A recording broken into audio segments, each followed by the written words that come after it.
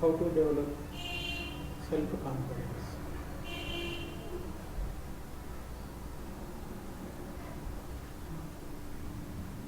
The development of self-confidence begins properly with intelligent self-examination.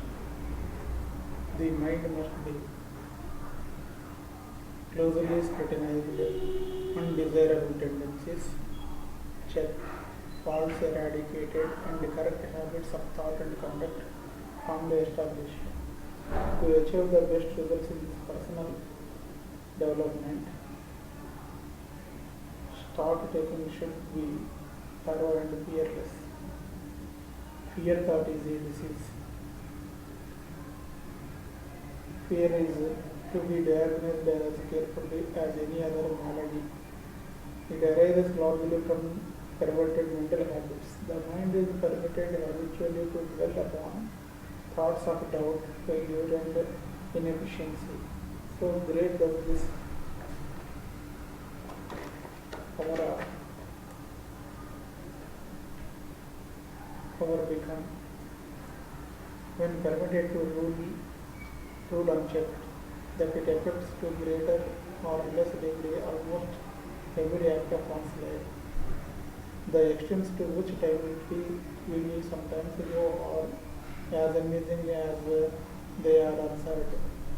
Men fear poverty, darkness, ridicule, microbes, insomnia, dogs, lightning, burglars, cold, solitude, marriage, Friday, liars, death, fatigue, accident, and of course, the catalog of treated possibilities might include black cats, mice, ill luck, criticism, travel, disease, evil, evil eyes, dreams, and old age.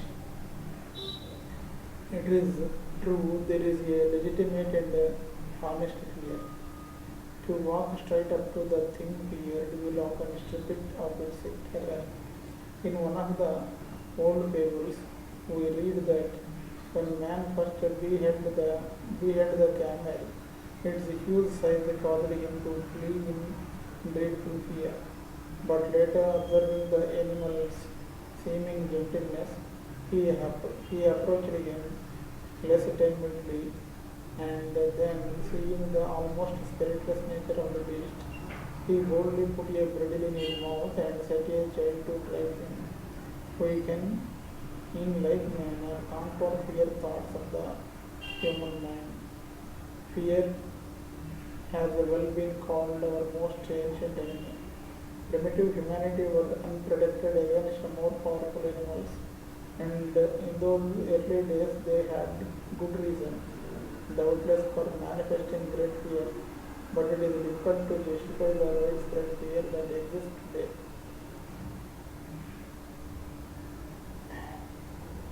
So, we have to observe fear and we have to check the fear. The next one is worry. If worry is due to lack of self-reliance, fear is an acknowledgement of inferiority. It does not stand still and unless threatened will gradually overwhelm its victim, making him at last weakness in every form, tempts arrogance, and a man may be allowed to wish for a kind of character with which stupidity and impertinence may not make so free. When a formed decisive spirit is recognized, it is to see how the space clears around a man and leaves him room and freedom. It is surprising how confidence begets confidence. Courage in danger is sometimes half the battle. While self-reliance will often safeguard a man's interests and give him an abiding sense of security, the building of self-confidence is not difficult, but it requires a patience and intelligent effort. There should be no straining, no anxiety, no haste. Indecision is a frequent cause of the fear habit. Men hesitate to take a step one way or the other and lost in wrong things. This spirit of irresolution and hesitation often leads them into the very mistakes they would avoid. It is like a man on a bicycle endeavoring to steer clear of an obstruction on the road, but all the while keeping his eyes fastened upon it so that a collision is inevitable. There is nothing more disastrous to man building than infirmity of purpose. He who hesitates is lost, while he grows great who puts on the dauntless spirit of revolution. The world generally accepts a man at his own valuation. If you give an impression that you are afraid, you will be side-elbowed and imposed upon at almost every turn. Let me illustrate. The other day, I saw a dog leisurely pass a cat on the street, and to all appearance there was no ill feeling on either side. The cat looked him straight in the eye as he approached, and the dog returned her confident glance and quietly passed on. Then the cat, seeing a good chance for escape, bolted across the street, but the instant the dog saw her running, he turned and followed in a hot haste. It was a cat and dog for some yards when suddenly the cat stopped, humped her back, and looked defiantly at her adversary.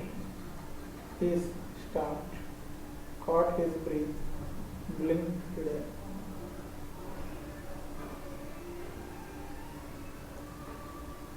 turned up his nose, and walked on. As long as the cat showed fear and ran, the dog chased her. But the moment she took her stand, he respected her. When a man stands up boldly and self-confidently for his rights, fear slinks tremblingly into the shadows. You who enter upon this study of self-confidence, resolve to follow it to completion with a bulldog tenacity. Realize that no weak-hearted, intermittent effort will achieve your desired purpose. Hold before you the supreme assurance that you can and will achieve this indispensable power, and great will be the reward of your energy and perseverance. So today we talked about how to develop self-confidence. In this process, we talked about the basics, and we are going to produce a series of videos on personality development. Particularly, now we are concerned with how to develop self-confidence. You may subscribe to my channel, Personality Development 20.com website. Visit my website and subscribe to my YouTube channel, and like my video by pressing thumbs up button below the video. Okay, see you in the next video. Thank you for watching my video.